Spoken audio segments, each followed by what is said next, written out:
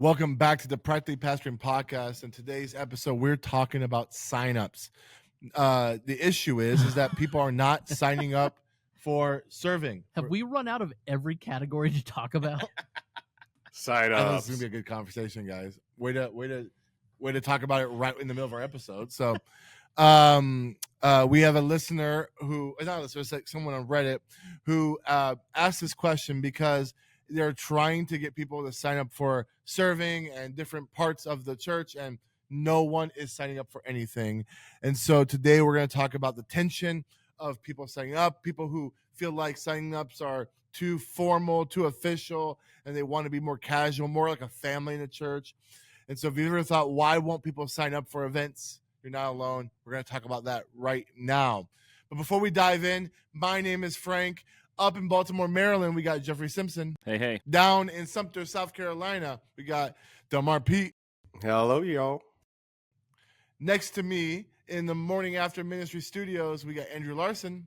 Or the Safety Harbor Community Church Worship Center. Hey, guys. And Timothy Miller. Hey. Hey, let me give a second to shout out church merch. Merch for your church. If you're tired of wrestling with spreadsheets, order forms, and mystery boxes of t-shirts, Church Merch makes it simple. They help churches like yours design and print custom gear, shirts, mugs, hoodies, sunglasses, you name it. If high quality, low hassle, and budget friendly is in your desire, we've used them ourselves and it couldn't be easier. Frank, they can just go to promotionsguide.com/church merch and they can check them out. They can check them out. Link's gonna be waiting. You don't even need to sign up for a shirt.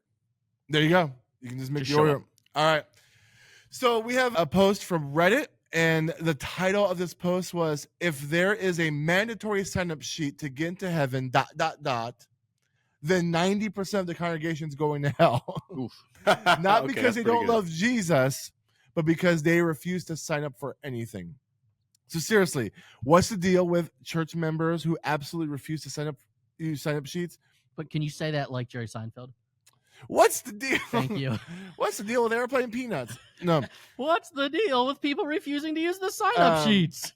I've There been we at my go. current church for 2 years, and while people always come through, they absolutely refuse to use sign-up sheets, which, by the way, is very stressful for event organizers. We have a Mother's Day breakfast next week, so this is obviously written in the past. 2 people signed up to help, yet at least 10 people verbally confirmed in passing, despite the sign-up sheet being there for 3 weeks now, that they will help. It's just never been a part of the church's culture. People always just show up. The problem is that works until it doesn't. Eventually, we're going to have a massive failure because everybody thought everybody else was going to show up. And this is particularly a rant, but also a question. How do you change a church's culture to get them to adapt to some simple things like this? If I've been able to make significant good changes in the time here, but this is one that drives me and about 30% of the new couples in the church absolutely bonkers. All right, so a guy has a desire to get people to be more signing up, getting more ahead of their events. And so my question for you is, starting off, is why do people, do you think, are refusing to sign up for stuff? Is this a generational thing? Is it a cultural thing? Is it laziness? Is it a weird badge of honor? What is it, guys? I think it's a generational thing and a cultural thing. And the way, I don't know that there's any one specific way to fix it, but you might have to let an event flop. That's, hey, let it flop, publicize something, or if you're going to let an event flop, make an event that you're okay with it flopping. Don't make it be an outward-facing event for the community. But that's what it might take. It might take something flopping. People, what's the old adage? People don't make a change until the pain associated with change is less than the pain associated with the status quo. Wow. So you need people to feel the squeeze, feel the pain of here's what happens if I don't sign up, and go from there. That's a good quote, but that's way too long to be an adage. Sorry. I know what an adage is, I guess. I don't either, maybe. Well, we were Frank just and I, talking since- before the podcast. We Sorry. have failed on this. Tim, go. Frank told us we need to quit cutting each other off, so I think we're all doing it today. So I was talking before Tim to be straight. So go now, Tim. We need a new system for who talks Go and for it. win. It's the only way. Since Frank and I have been together on staff at Lakeview these last few months. Are we dating? What's Yeah, going this is exactly what this is. Okay. We've seen some interesting dynamics here. And Frank, you've done actually a really good job of handling this in different ways. Generational difference is huge. Boomers, I think what we've seen is they want a personal ask. Like clipboards are fine, but they still want to be needed. Millennials and Gen Z, if it's not a text or a link they can click while watching YouTube Shorts, it doesn't exist. QR codes, maybe Google Forms, I don't know, better. But I think an actual printed sign-up sheet on a folding table, which still exists sometimes in Lakeview land, it's like asking someone to fax in their RSVP. Like it's just not happening. We see this problem every week at Lakeview. So is it an issue? Sure. Is it fixable? Yeah, I think so. Yeah, we were talking before the podcast about how AI and stuff is revealing the cultural need for not making decisions anymore. Like you ask it everything. And I think one of the reasons that people don't sign up sometimes is they just have like a fear of the unknown. Like, okay, what is this thing? I don't have enough information. So if I sign up for it, how much commitment's it really going to take if I put my name on this thing? Because let's be honest, some of the people have already been burnt out at church. And they signed up for one thing, and the next thing you know, they're running the janitor services, they're turning on the pro presenter, and they're like, "Yo, I don't want to sign up because the burnout." So I think putting some parameters around what this thing is, and in explaining what it is really well, because people they don't want to commit unless they have information these days, because it's as efficient as everything is, people are just getting more busy with the efficiency. I think this is a question of, I'm going to take a different angle, I guess, and say, like, I'm wondering how long this guy's been at this church and how big the church is. It sounds like there's a little bit Jeff, of the comment said 2 years. 2 years. So he's not been there It's long in your enough to make document cultural. right in front of you. Huh? The one we read. Do I have it right in front of me? Oh, yeah. There he is. 2 years. Thanks for not jumping me. So you have this issue of like he's not been there really long enough to see cultural change, and then also the issue of him assuming that his way is the right way and better. It doesn't sound like in his 2 years that they actually have had the it works until it doesn't happen, because he said eventually we're going. Does he have any evidence that actually happens, or is he just assuming based on his way of wanting to do it that if we don't do it this way, eventually it's going to fail? And if you do have evidence of it failing like that, just let it fail. I mean, you literally don't have to do Mother's Day breakfast. So just don't do it if you don't have people signed up to help. And if you don't have enough people signed up to help, just don't do it. And then when they show up next week to help, you go, oh, well, no one signed up to help, so we didn't buy any of the stuff. And if you really want to make it an issue and deal with it, I mean, I would say kind of what Andrew said, just like let it flop. Nothing bad is going to happen if you don't have Mother's Day breakfast.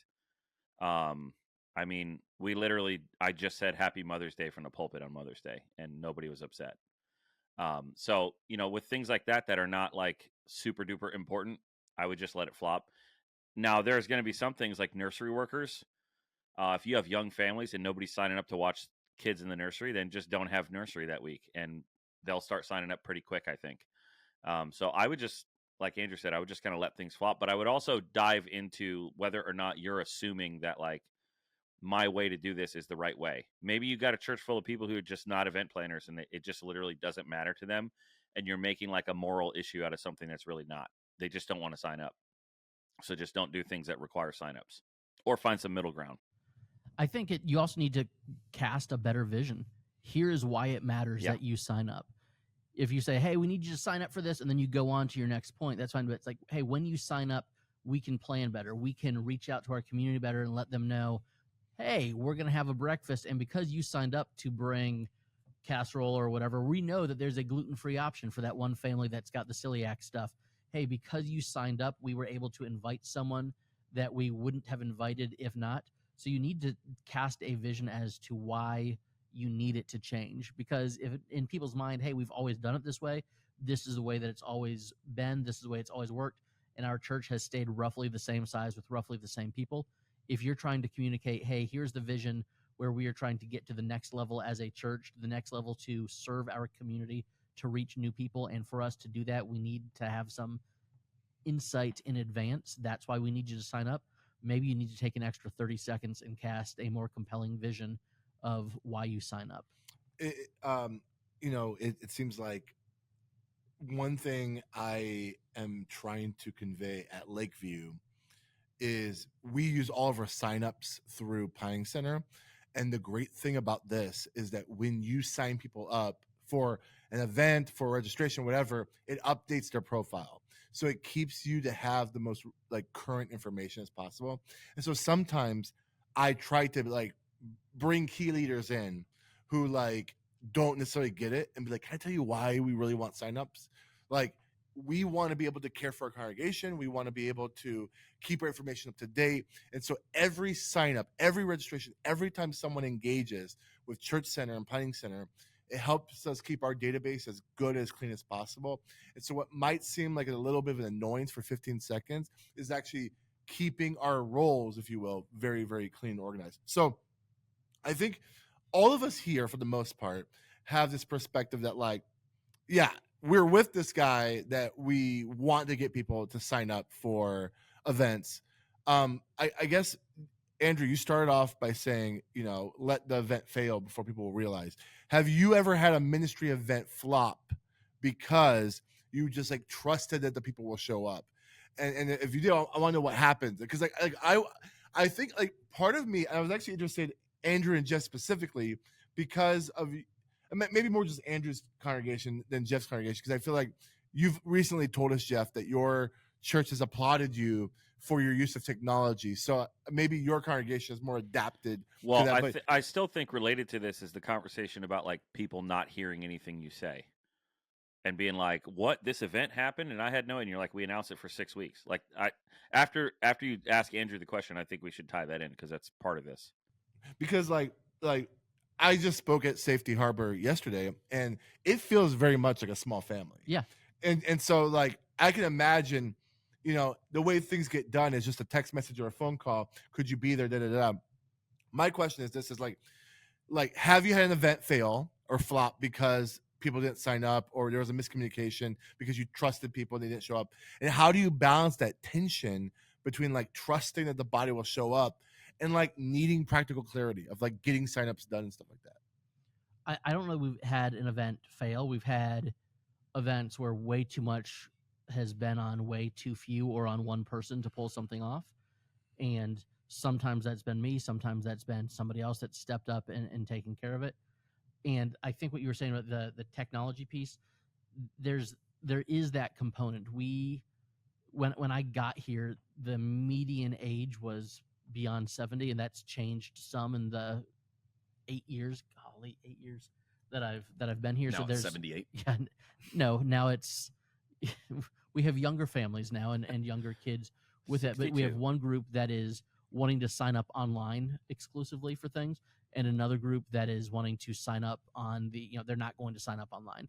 And so then there's kind of the bridge of, well, should a volunteer input everything someone put on a physical piece of paper into a Google Doc so that the people who are signing up online can see who's already signed up? And so no, we haven't had an event flop. And I don't remember the other part of your question, but I think we've made it work, but I don't know that it scales at this point. For a church that is, 85 people in person, it still works for us. If we were a church of 150 people in person, it would not scale. I'm like, and this is like pure ignorance, and I know it's because of my age. I don't understand. People are like, oh, we want physical bulletins. Can you just put a sign up on a table? Or I mean, in some cases, it's like a sign up sheet on a chair in the back of the sanctuary. Yeah. It's like I'm literally sometimes just think like, what's the aversion of a online form, like to click a link in an email or scan a QR? Like I'm like I know that there's an age difference, and like, But even I'm trying to understand why there's an aversion to it. I don't completely buy the age thing though. Like, they have smartphones. There are people that are older that are just stubborn. So if you can understand your phone to play Farmville or whatever else it is that Exactly. you're doing, there's no reason that you can't point your camera at a QR code. A lot of them will do online bill pay or whatever else, but for whatever reason, the church is slower to adapt? Some of it, at least some of it, is the reason that they won't point their camera, that they're not pointing their camera to QR code, is because they just won't. Like, that's part of the reason. And the reason that Gen Z won't write their name on a piece of paper is because they just won't. There is an element of, it's just, you're just being stubborn because you just want to do it your way. So, like, you just have to know that's part of it too. I think that you have to meet them where they're at. That's part of this conversation. You know, do we want to say, no, you must form into our systems? Like, I know in many churches, especially with boomers, relational trust is way more important than institutional systems.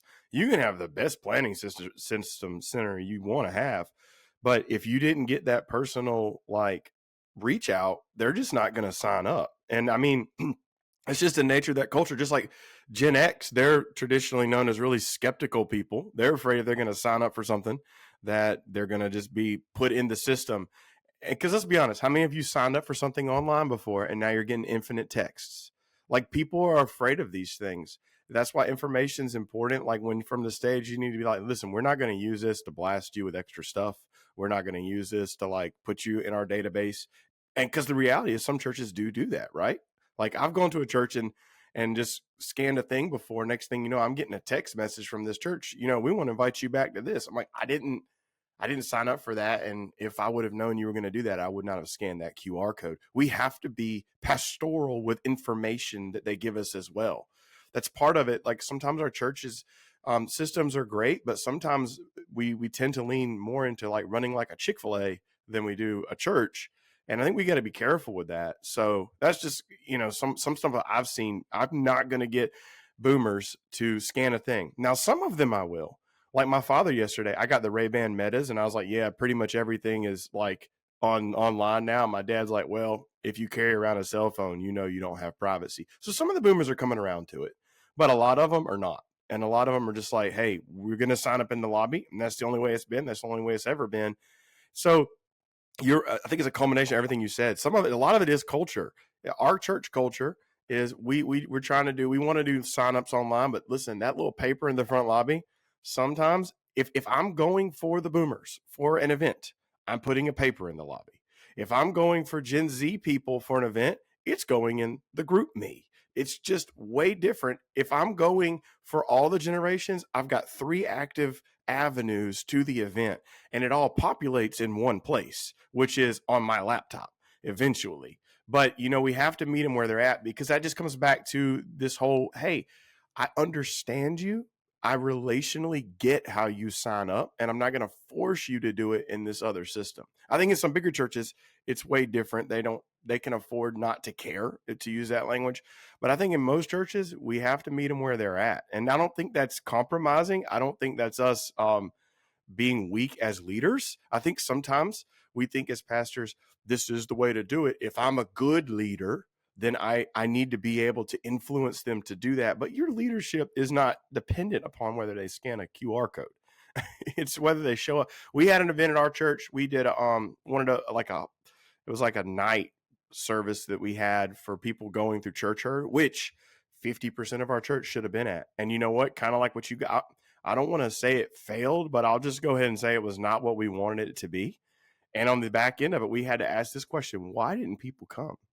And I think it was a culmination of, we didn't name it well. So there's information, you know what I'm saying? And then I think that signups would have been good. I don't know about y'all, but the old hack I used to have, especially with like leaders and stuff, if you want them to show up to your event, do a cover dish, because then every one of them texts what they're bringing. And our percentage goes way up. So I'm not saying cover dish for every meal, but I think if somebody has a purpose for showing up, they're 2 times more, maybe 3 times more likely to at least show up. I think, and this goes back to the announcement idea, but I think another factor here is that there are seasons for different types of events at your church, and sometimes things that were popular or that a lot of people like to go to a decade ago just die. And sometimes in smaller churches, especially, somebody in that church who was really a big part of that thing in the past, let's say VBS, or let's say, like in my church, Cornhole, it was way bigger than it is now, like 6-7 years ago.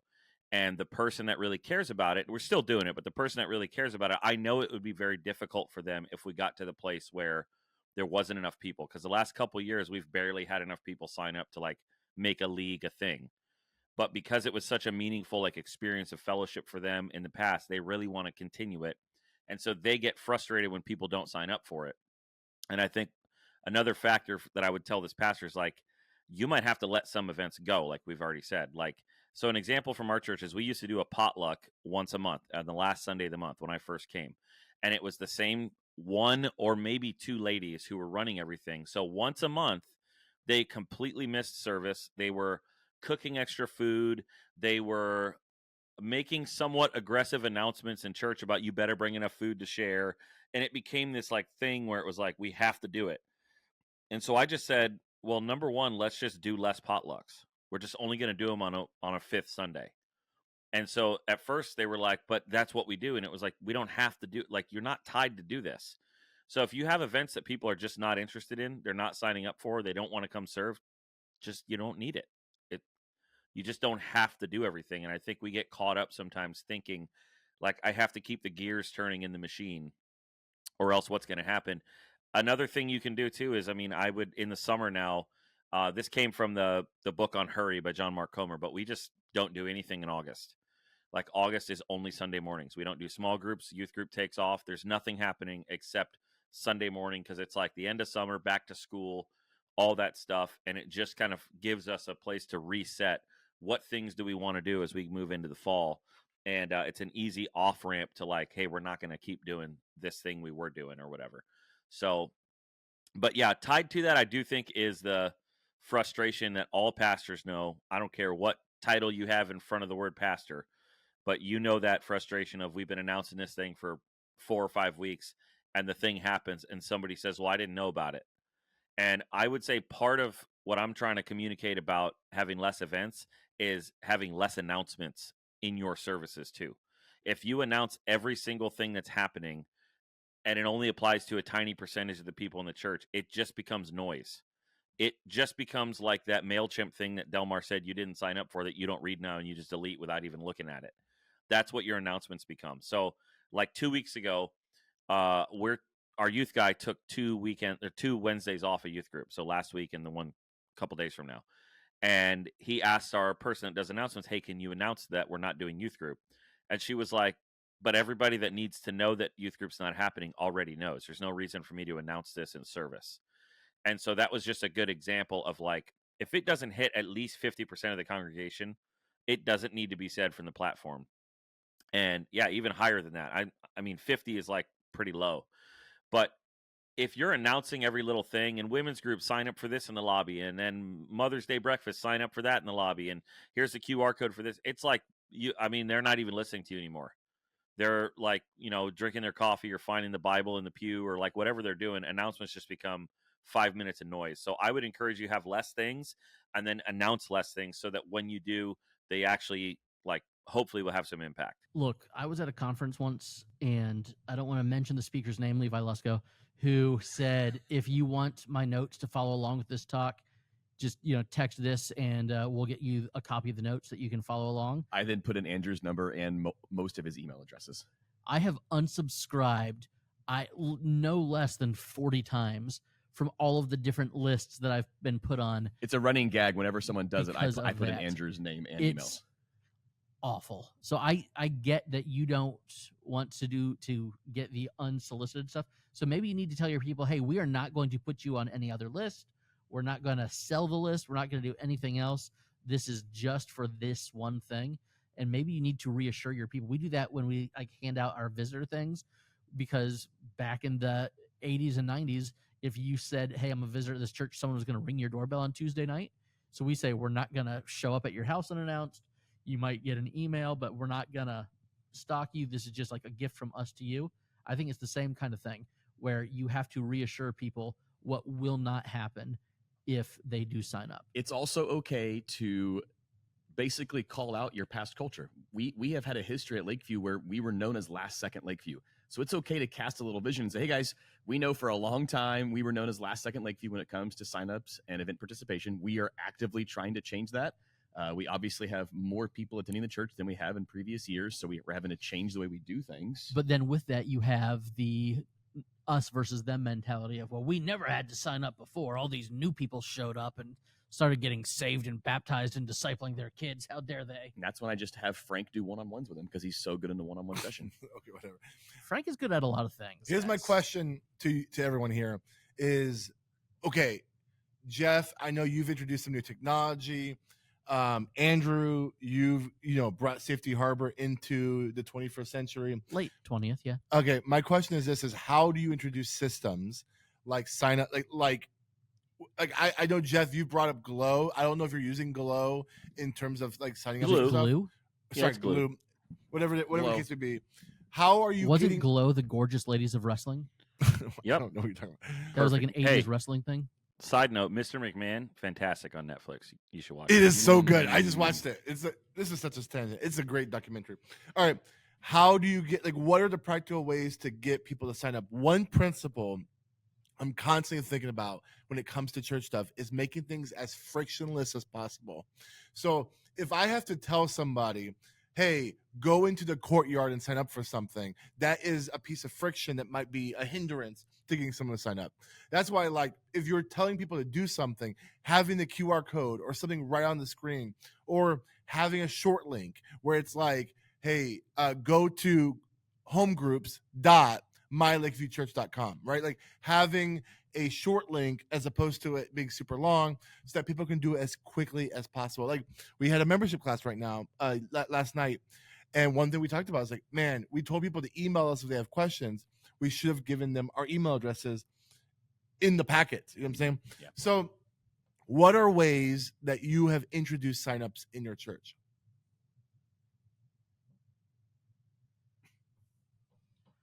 There's a sign-up sheet on the bulletin board in the fellowship hall. There's a Sharpie on a piece of ribbon that is stuck to the bulletin board with a push pin. That really helps. Are you like then taking that information and putting it in a spreadsheet or something later? I am not, but sometimes yes. Okay, Depends on the event. got it. Yeah, we have a beer garden table that I bought on Amazon. That's what it was labeled as, but it's like a tall countertop height wooden table that's skinny, and it's in the same spot. And I bought a bunch of clipboards on Amazon, and so we've kind of just made it a thing where like that's the spot where like signups are. So when I say you can sign up in the lobby, like all of our church folks know, and I mean our lobby is incredibly small, so it's not like hard to find. So we have that, and then typically if something that requires online forms, we'll just do that on the website, and I'll put like a banner or something right on the homepage of the website, so it's super easy. We don't use QR codes a ton, frankly, because our screens are not like that big in the room. They're kind of like what I see behind Andrew right now. There's TVs on the wall, so it's tough to make a QR code like big enough for somebody in the back to like pull their phone out and get it. So we don't do that much, and honestly we haven't really had a need to like do a ton of digital forms. The only time we've done digital like sign up forms is when we're doing like registration for like a, let's say like a free Easter egg hunt for the community, where we want outside people to sign up for things. But when we're doing like my example of like a potluck, I just made a Google Doc with like name, name, phone number, and like what you're bringing to share.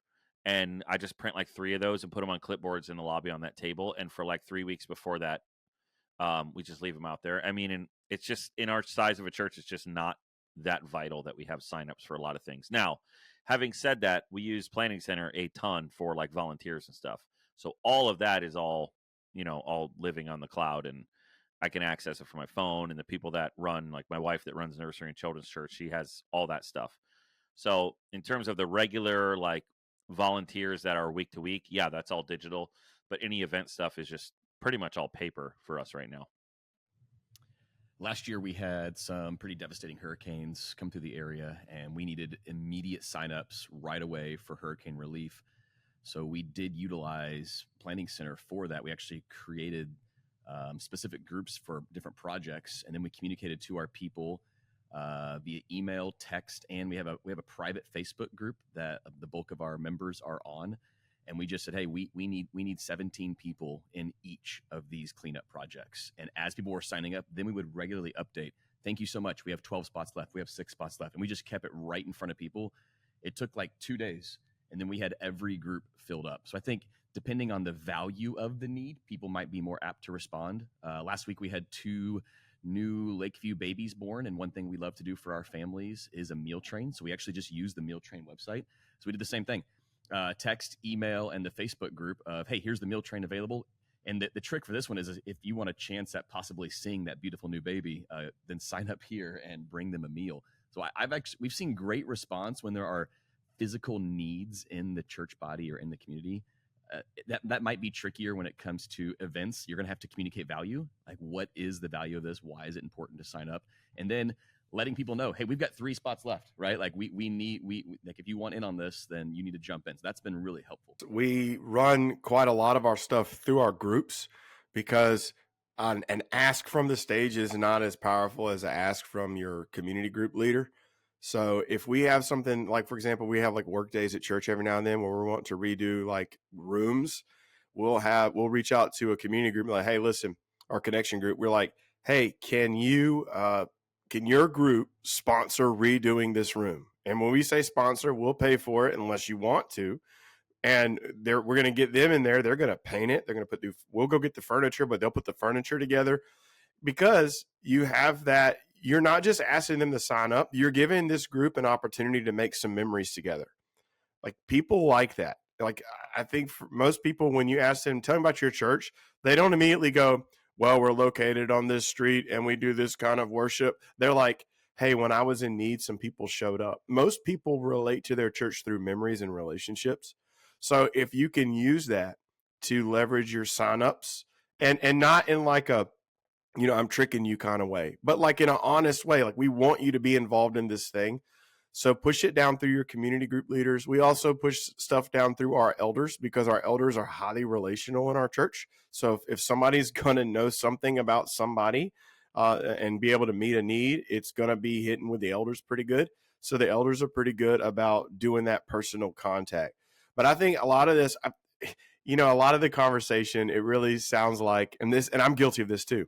How can I get around talking to people to get them to come to a thing?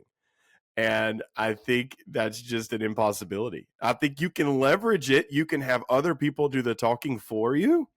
But even when I go to stuff, I want to be asked. Like the Practically Pastoring Conference, I go to that. Do I know I'm going to get good stuff? Do I know I'm going to eat at the Gulf of America? Yes, it's going to be great. But I really like it because I'm going to get to hang out with you guys. I'm going to get to make memories. I get to hug you guys once a year. So I'm signing up for that, and I'm signing up early. So for me, I think leverage your relational aspects as many ways as you can. Even when you sit down and plan an event, think, how does this event provide a memory for our congregants? And then once you've identified that, say, okay, how do we help people access that memory? What's the way I can bring it to them? And I think you'll be surprised, because I've seen our signups go a little better since we start leaning into, hey, this is going to be an opportunity to make a memory, and running it through things like your groups and running it through things like your influential people in the church. Jeff talked about, having less announcements, and I think that helps cut the noise. I do think when you don't want to use these chips too often, but using like your lead pastor or the main communicator on Sunday morning in the sermon or the top of the sermon, mentioning the event or mention the signups that you're needed, like that's going to be probably one of the most like high value moments in your service where you can do these announcements to get people to sign up. But don't do that very like what Jeff said. Don't use that moment to talk about the 2 nights the student ministry is going to be closed. Like that's not worth the value of that moment. Like use that for like the hurricane relief thing, that like, hey, we're trying to get 100 people to sign up for this, or hey, we are trying to get a bunch of people for VBS, like those really big moments where you need as many people as possible. But man, what Jeff said is like worth the whole episode of this podcast. When you're doing announcements and you're promoting things and getting information across, if it doesn't affect more than, I would argue, 75% of the congregation, it doesn't go in the Sunday morning from the stage broadcast. Like it only that like, it's so funny because like we'll have like a women's Bible study or a small ministry. The smaller ministry has like 15 people, and they're like, can you make an announcement on Sunday morning that we're not meeting? And I'm like, it's 15 people. Why can't we just That's talk to those 15 that's people? a text. Just walk around and tell them. yeah.